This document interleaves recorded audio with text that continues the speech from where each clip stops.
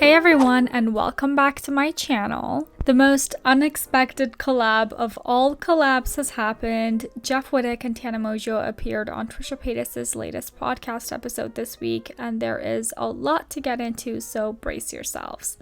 If you don't know, there is a lot of history and some may say bad blood between Jeff and Trisha. They used to both be a part of the vlog squad, and when things ended badly between Trisha Paytas and her ex-boyfriend Jason Nash, there was beef between the entire vlog squad and Trisha.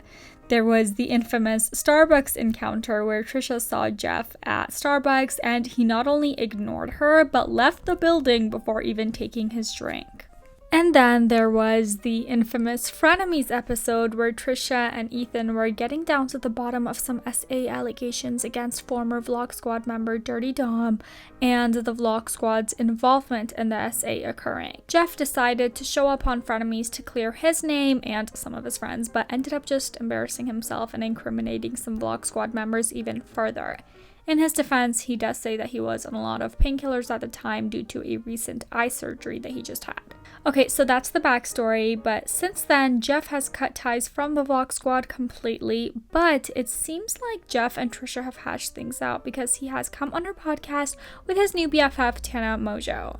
But before we get into the tea, I just want to clarify that these summary videos aren't meant to be substitutes for the entire podcast. Obviously, if you want to know everything that they said, just go watch the full episode, but this is just meant to be a recap of the drama, although it's not really drama, some of these are like really serious topics. First off, Trisha says that when Jeff contacted her, she was really nervous because she's trying really hard to stay out of drama and she knows that it's going to be impossible for this episode to be drama-free. Like, even when I was gonna, text you, you just scroll up a little bit and it's just such violent, wild shit. Oh, is it still there? Mine's not there. Mine's not there anymore. I didn't even want to look because I was just, cringing at it, damn. Well, I think the last words you threatening me, be like, you're a little rat, and I'm gonna, get you a rat or something. Tana says that if shit goes down, she'd be on Trisha's side, even though she loves Jeff. Trisha says that she was shook when Jeff was beefing with her after her breakup with Jason because they didn't really interact too much during their Vlog Squad days. He joined the group around the tail end of her involvement, so she was just confused.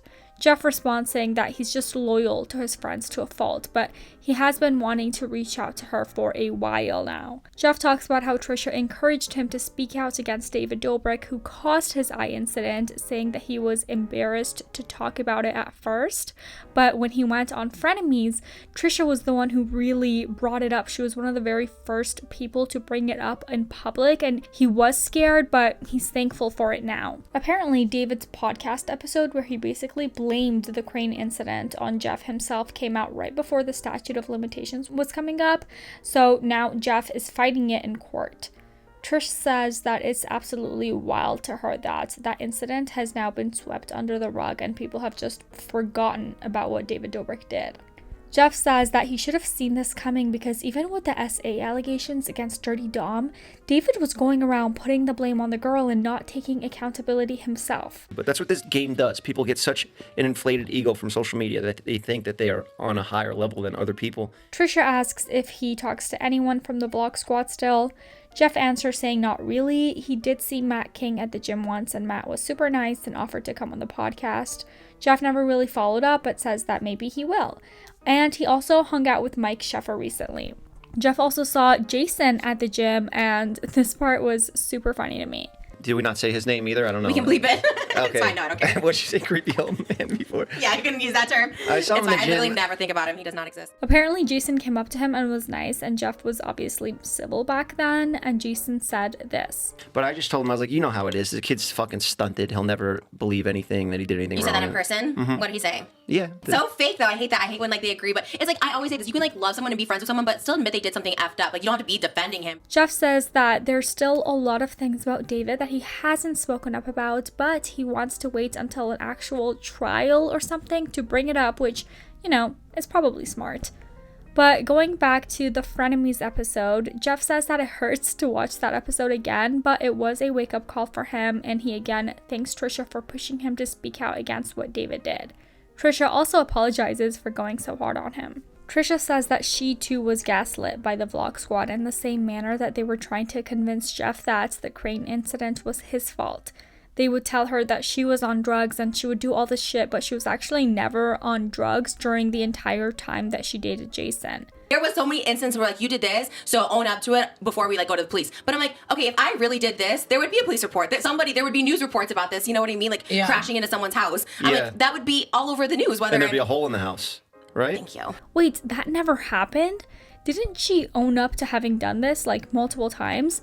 Is this a Mandela effect, or am I being gaslit too? Trisha asks Jeff why he defended David for such a long time after the incident. He responds saying that at the time he just thought, well, accidents happen. He didn't realize how hurt he was. He didn't realize just how hurt he was and that he was going to have to live with these injuries for the rest of his life. So initially he was like, I'm not going to sue or anything, even though most people would have in that situation. But when he saw how David wanted to play him out and blame Jeff for the whole thing, things took a turn. And it wasn't until the next day, or a few days later when I got out of the hospital, and he gets a phone call from Kourtney Kardashian, and he was like, look at what this guy did. Like, I was like, what I fucking did? And I didn't say anything. I bit my tongue at that moment. And while David was literally still at the hospital with Jeff saw David screen recording a meme of an excavator that Jeff had sent to him on Instagram. And later on, David put that on his podcast being like, look at what Jeff had sent me, essentially trying to put the blame on Jeff for what had happened. Like, this was his entire plan from day one while he was still at the hospital with Jeff. As for the status of the lawsuit, David did try to defeat Jeff's claim by first saying that Jeff was doing it for clout and then saying that he was an employee so he can't sue. Which that's kind of weird because like there's multiple things wrong with that defense. One being that an employee obviously can sue their employer. There's an entire field of law for that called labor and employment law. And two, how can David allege that Jeff was an employee when nobody was getting paid anything and there was absolutely no employment contract? Jeff also talks about when he bumped into Liza at Fashion Week and they talked for a while. He compliments the shit out of her and says that if people want to say that Jeff owes his career to David, well, David owes his career to Liza, so like what? But Jeff also does make sure to mention that not all his friendships in the Vlog Squad were fake. At the time, Todd and Jason were his real friends, and that's why this entire friendship breakup was extra hurtful for him because he lost these really meaningful connections. Moving on, apparently Jeff's entire apartment had flooded the night before and he lost everything, including his podcast set, so he's living on and working from a hotel room right now. They also talk about Jeff and Tana's relationship, and they talk about each other so sweetly. I actually love this relationship. We don't get jealous. We're just good friends. We don't fuck each other's friends. Wow. I was exaggerating about that. Maybe one or two. You have. Yep. And then Jeff brings up Jojo Siwa. We actually have an entire video coming out on this, but basically Tana Mongeau had Jojo Siwa on her podcast canceled last week after Jojo had gone on the Howie Mandel podcast and defended Colleen Ballinger. Now, the thing is, the canceled episode was filmed before the Howie Mandel podcast had come out. So obviously Tana didn't know about it when they were filming. But now people are mad at Tana for releasing the podcast episode anyway. Apparently, Tana did text Trisha apologizing because obviously Trisha was personally affected by Colleen Ballinger. Tana says that she had to release the episode because she's under a contract with sponsors to release episodes weekly, so she can't just skip a week, you know? Trisha says, but even if it was, like I said, even if it was like David Dobrik, I'd be like, I don't really care because it's like it's a podcast guest and it's just like, you know, for drama, for views, whatever, you know. Yeah. Tana says, but if the Howie Mandel episode had come out before they had filmed, she wouldn't have done the episode to begin with, or at the very least asked Jojo about it. Trisha says that she feels bad for Jojo because she's still very young and it's as if her brain is sort of warped. She still thinks Abby Lee's her friend and Colleen's a good person because she's still in that mentality of like, I say being groomed, you know, she was kind of with all these adults. And I'm so glad someone finally said it. I'm so happy because this has been my personal opinion all along. I don't have immense hatred for Jojo like I do with Colleen because she too was a victim. She too was groomed by Colleen Ballinger, and I'm confident that one day she's going to realize it. It may take another decade or even two, but that day will come. The psychological effects of being groomed like that just don't go away. Like, it stays with you for a very, very long time. So I don't see how people are not seeing it from that angle and canceling her right now. And Trisha says that she actually got that vibe from Tana as well. Like, for example, when she peed on Shane Dawson, which is just still so wild to this day. Or when Jason Nash tried to kiss her when she was 18, or kept making those threesome jokes that Trisha hated so much. And on the topic of those threesome jokes, Tana said that she was actually around the house the night it all went down, and the vibes just felt so very dark. Jeff brings it back to the Dirty Dom situation, saying that although David knew about the SA allegations like a week after they had occurred, everybody else, including Jeff, was left in the dark. So he still had ties with Dom and even had him on his own barbershop show, and he would have never done that had he known. And when Jeff made his video at the time, apparently Natalie called him being like, David saw your video, he's not gonna like that. You fucking delusional. You are insane. You know, Jelaine? Yes. You know? No, And when his documentary came out about his eye, the Vlog Squad kept wanting to come over and edit it and see it before it went public. Jeff didn't want to cut everyone off. It was all on them. There was even one instance where Jonah was supposed to appear on his barbershop episode, but later Jonah calls Jeff being like, oh, I can't come because David said I can't do it. And that really hurt Jeff because he not only loved Jonah, but he also loved his family, which just breaks my heart. The conversation then moves on to Colleen, and Tana hilariously was like, what would you guys even podcast about? Trisha says that it was mainly about mommy stuff, which was kind of getting boring, but she just wanted to podcast again at the time because she really missed it and saw it as a good opportunity to do one with Colleen because Colleen knew how to get sponsors and stuff. But back to the excavator accident. Sorry, this episode is just all over the place.